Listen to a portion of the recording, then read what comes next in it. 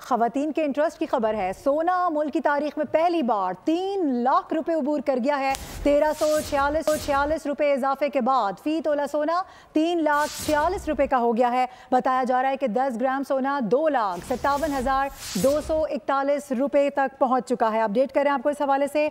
सोना मुल्क की तारीख में पहली बार 3 लाख रुपए अबूर कर चुका है। 1346 रुपए इजाफा हुआ है, जिसके बाद फी तोला सोना 3,46,000 रुपए तक का हो गया है। जबकि 10 ग्राम सोने की अगर बात की जाए तो 10 ग्राम सोना 2,57,241 रुपए का हो गया है। बात करेंगे कफील अहमद, हमें ज्वाइन करें। कफील, इंटरनेशनली प्राइसेस अप हुई हैं?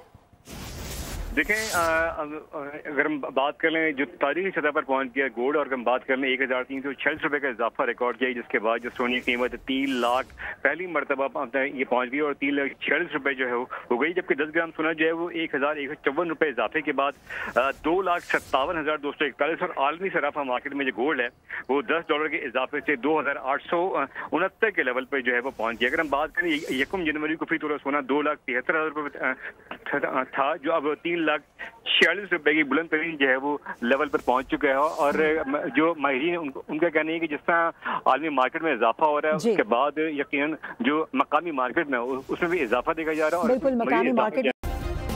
सब्सक्राइब करें और बेल दबाएं ताकि कोई खबर रह न जाए।